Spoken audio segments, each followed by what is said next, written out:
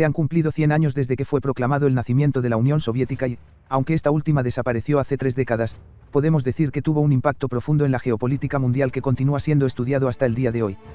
Esta es la entrevista que le hemos hecho a uno de los grandes expertos en esta cuestión, Alexander Dugin.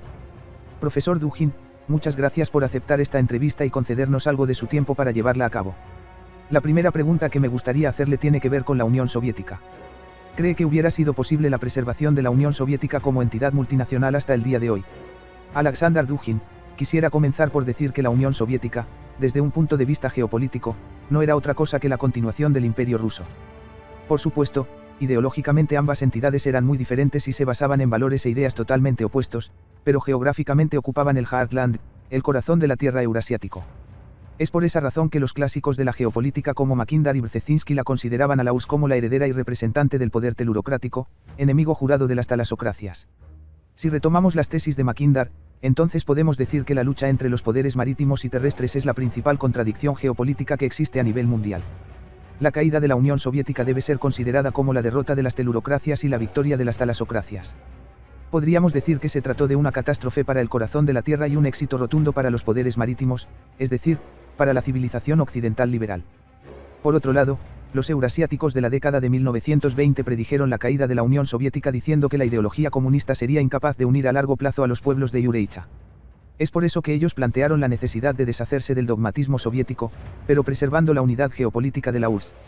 La desaparición del comunismo no debería haber significado la destrucción de la URSS como entidad geopolítica. En caso de que la URSS hubiera sobrevivido a la caída del comunismo, considero que se hubiera convertido en una unión o imperio eurasiático, quizás incluso un nuevo imperio ruso, que conservaría la unión militar entre sus pueblos y preservaría la multiplicidad de grupos étnicos que viven en su interior.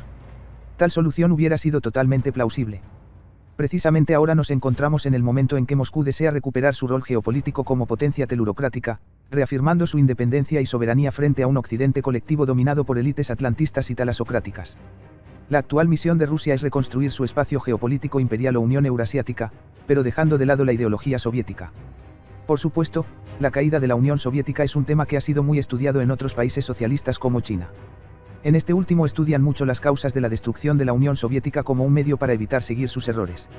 Han adoptado un modelo de mercado, pero conservan una especie de ideología socialista. Considera que este modelo hubiera preservado a la Unión Soviética. Alexander Dugin, creo que tal modelo hubiera servido y por eso considero que China aprendió muy bien las lecciones más importantes sobre la caída de la Unión Soviética, especialmente la necesidad de preservar la unidad y el control estratégico de un gran espacio habitado por muchos grupos étnicos. China es una sociedad pluriétnica como lo fue en su momento la Unión Soviética y como lo es actualmente Rusia. Lo principal es evitar la división del país y no perder el control del gobierno central. En ese entonces era muy factible haber hecho reformas, cambiar varios aspectos de la economía, y al mismo tiempo preservar la soberanía y el control de un gran espacio geopolítico creando una ideología mucho más adecuada para nosotros en la que se tuviera en cuenta las tradiciones de los pueblos que habitaban la URSS. La China contemporánea es una potencia comunista y cuasi totalitaria que ha redescubierto sus raíces con fusiones, controlando con éxito las fuerzas del mercado. China no se ha convertido en una sociedad democrática con libre mercado, sino que ha conseguido preservar un poder vertical único que ha sometido al mercado a sus designios. Creo que es un ejemplo de lo que hubiera podido ser una refundación de la Unión Soviética por medio de un poder centralizado que tuviera control de su territorio y de todos los pueblos en su interior, manteniendo una economía mixta que combinará el socialismo, el tradicionalismo, el cristianismo y los valores rusos.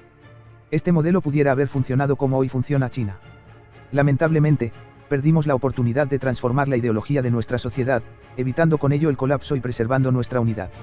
La Unión Soviética, que había unificado todo el Heartland o Imperio Eurasiático, desapareció. El colapso de la Unión Soviética fue un suicidio y no se reduce al deseo de independencia de las antiguas repúblicas soviéticas. Los rusos son precisamente los responsables de tal situación y no los nacionalismos periféricos. El origen del colapso se encuentra en Moscú.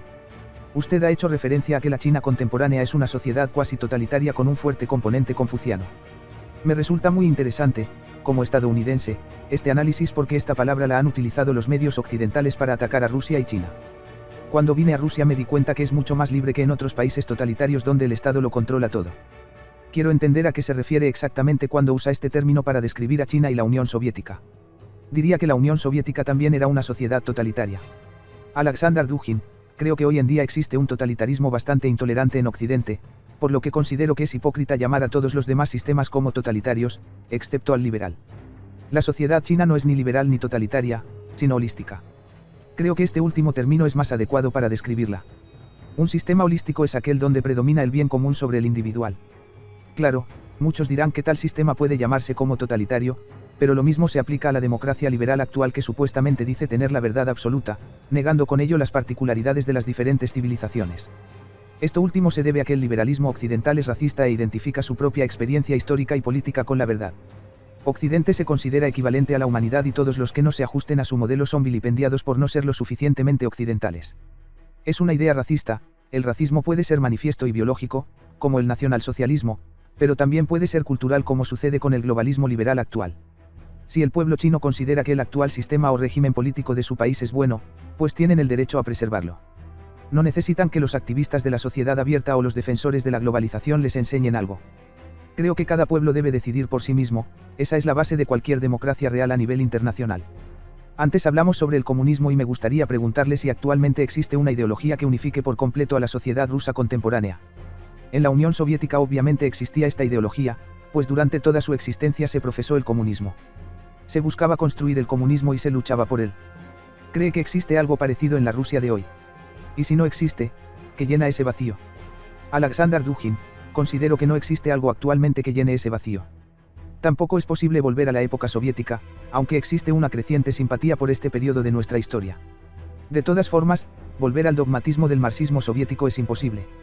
Es por eso que considero que debemos dar un paso al frente y combinar la justicia social, la futurología soviética con la defensa de los valores tradicionales, los cuales han sido defendidos por nuestro presidente en un decreto público firmado hace poco donde se afirmando nuestras tradiciones nacionales rusas. Sin embargo, creo que todo esto debe hacerse fuera de la modernidad política occidental, explorando las ideas de los eslavófilos, Dostoyevsky o la ortodoxia, redescubriendo formas de pensamiento político no occidental o premoderno, incluso posmoderno. Por eso sostengo que es necesario unir la premodernidad con la postmodernidad y relativizar las ideas occidentales. Occidente es solo una parte de la humanidad que pretende ser la totalidad de la humanidad. Tal tesis es falsa y por eso debemos redescubrir los sistemas políticos que existían en Rusia antes de que cayéramos bajo la órbita de la influencia occidental. Tal tarea resulta ser un verdadero reto para nosotros, ya que debemos recrear una ideología orgánica que se ha perdido, pero que tiene su historia y nos muestra el camino. Tal ideología debe ser nueva, fresca y creativa, repudiando la hegemonía liberal occidental, la sociedad abierta, el individualismo y la democracia liberal que se intenta imponer en todo el mundo. Por otro lado, tal ideología también debe rechazar el comunismo y el fascismo, porque estas también son ideologías modernas que nacieron en Occidente. Estoy de acuerdo con Hannah Arendt cuando dice que la modernidad occidental es totalitaria y que tenemos que descartar este totalitarismo para reemplazarlo con un sistema holístico nuevo y orgánico, un holismo ortodoxo y ruso, eurasiático, que puede hacer su aporte al conjunto de las sociedades tradicionales, entrando en sinfonía con muchas etnias, pueblos y religiones. Creo que la nueva ideología rusa será eurasiática, una mezcla entre el tradicionalismo y la justicia social. ¿Cuál consideras que será el papel de la economía en este sistema? Entiendo que la economía planificada soviética ayudó al principio al desarrollo de la URSS, pero terminó por estancarse. Por supuesto, Rusia se encontraba mucho más conectada al sistema financiero mundial en el 2014, fecha en que Occidente comenzó a imponerle sanciones. Hoy en día las sanciones han sido mucho menos efectivas, pues Rusia depende mucho menos del dólar. ¿Qué papel jugará la economía en todo esto? ¿Cree que Rusia seguirá existiendo la libertad de mercado o será reemplazada por la economía planificada? Alexander Dugin: el último decreto que firmó nuestro presidente deja claro la importancia de los valores tradicionales, por lo que podemos decir que existe un predominio de lo espiritual sobre lo material, algo particularmente ruso. Creo que esto es muy importante de subrayar, pues si estás obsesionado con la economía te ves obligado a competir y luchar con los otros para ganar. Mientras más te obsesionas con la materia, más te conviertes en un esclavo de la misma y su devenir. El sociólogo francés Louis Dumont explicó que los regímenes políticos del siglo XX estaban obsesionados con la economía. El liberalismo y el comunismo lograron éxitos bastante claros en este sentido, pero, por ejemplo, el fascismo no le dio tanta importancia a la economía. El fascismo y el nacionalsocialismo se despreocuparon del tema y consiguieron logros económicos igualmente grandes o incluso superiores. Lo que demuestra que la economía no es el destino. Claro, no quiero decir con esto que el fascismo fuera bueno, simplemente quiero señalar que la obsesión actual con la teoría económica actual no nos prepara para enfrentar a los desafíos actuales. Es por eso que pienso que la futura ideología rusa deberá deshacerse de esta obsesión con la economía y de ese modo crear un sistema realmente saludable. Además, es necesario resolver los problemas económicos desde un enfoque lógico y natural que deje de lado la competencia dogmática entre capitalismo y socialismo. Este dogmatismo debe ser rechazado y la economía debe ponerse al servicio del desarrollo espiritual. Por citar a Spengler, preferimos la cultura a la civilización. Así que no tenemos por qué comprometernos con un sistema económico u otro, lo importante es defender una sociedad basada en la justicia, la tradición y la felicidad de las personas. Eso significa tener una perspectiva más moral y espiritual que económica. Si la economía de mercado funciona en ciertas cosas, pues dejemos que lo haga. Si, por el contrario, funciona más bien la intervención estatal, entonces le daremos la bienvenida. En otros casos las formas de economía comunal serán mucho mejores que los otros dos enfoques. Los grandes resultados económicos del siglo pasado se lograron precisamente mezclando todas estas teorías como, por ejemplo, la estrategia estadounidense de combinar el proteccionismo y el mercantilismo con el mercado libre. En Europa ha primado un enfoque socialista de la economía combinado con la libre empresa. Esto nos lleva a concluir que existe un equilibrio entre el Estado y el capital privado que constantemente está transformándose. Se trata de una relación cambiante que no tiene nada de dogmática, creo que es algo que tenemos que adaptar a la sociedad rusa y quizás podamos resolver de esa manera muchos problemas concretos. Muchos historiadores consideran que la Guerra Fría fue una especie de orden mundial bipolar en el que se enfrentaron el Occidente capitalista contra el Oriente socialista. Considera que la bipolaridad sigue existiendo hoy, especialmente ahora que muchos hablan de una nueva Guerra Fría. ¿Qué es la multipolaridad para usted?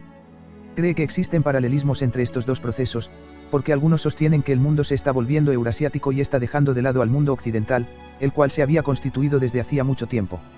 Alexander Dugin, creo que la unipolaridad fue una continuación de la bipolaridad, aunque uno de los polos, la Unión Soviética, desapareció, mientras que el otro continuó existiendo. Como la situación actual es una especie de reciclaje de la Guerra Fría, podemos decir que Occidente sigue tratando a Rusia como la heredera de la Unión Soviética y su enemigo a batir. En gran parte predomina la inercia de muchos procesos del mundo bipolar. La multipolaridad es algo totalmente diferente, ya que no se trata de la lucha entre una ideología contra otra o de un polo contra otro. Se trata de una coexistencia entre diferentes civilizaciones. Por supuesto, eso no significa que no existan guerras o conflictos, tampoco significa que vayamos a entrar en una época de paz. Tal estado de cosas dependerá de los futuros polos que nazcan. La multipolaridad es antes que nada un intento por ponerle fin a la inercia de la bipolaridad, algo que Occidente no está dispuesto a aceptar. La multipolaridad no será el ascenso de uno o dos polos, sino la de varios polos, situación que sin duda reducirá la hegemonía, universalidad y deseos de expansión de Occidente, devolviéndolo a este último a sus fronteras naturales. Se trata de que Occidente vuelva a convertirse en una pequeña provincia de la humanidad. Rusia actualmente defiende la multipolaridad y está librando una guerra en contra de la unipolaridad en nombre no solo de nuestra soberanía, sino también de otros polos como China, la India, el mundo islámico, América Latina y África. Creo que la guerra en Ucrania es la primera guerra en favor de la multipolaridad. Occidente lucha desesperadamente en esta guerra porque quiere conservar su hegemonía a cualquier precio. La unipolaridad no es más que una continuación de la bipolaridad y la rusofobia que existía en ese periodo. Eso queda claro cuando estudiamos la actual arquitectura del sistema de relaciones internacionales. El principal problema en todo esto es que Occidente no quiere aceptar que no es más que una fracción de la humanidad y no el centro o la totalidad de la misma. Es una parte, pero no el todo, por lo que no puede representar a todas las civilizaciones. Esto último es la meta a la que aspira la multipolaridad. Rusia lucha para que todas las civilizaciones del mundo puedan afirmar sus valores, los cuales pueden coincidir o no con los valores occidentales. La multipolaridad no tiene nada de universal, aunque puede haber una versión universalista, parcial, de cada civilización. Puede existir un universalismo chino, otro islámico, eurasiático, africano o latinoamericano. Es decir, que no solo existe el universalismo del mundo occidental contemporáneo, sino que cada civilización puede defender el derecho de crear su propio sistema político, cultural o estético dependiendo de sus gustos. Es una defensa de la pluralidad de civilizaciones y la lucha en contra de la hegemonía occidental para convertirse en el único modelo del progreso o de la idea del tiempo, el hombre y la técnica. Cada civilización tiene el derecho de comprender e interpretar conceptos como el de hombre, el tiempo, Dios, la muerte o el bien y el mal a su manera. Además, ninguna civilización puede resolver los problemas o imponer sus estándares a las demás civilizaciones. Por eso luchamos los rusos en Ucrania.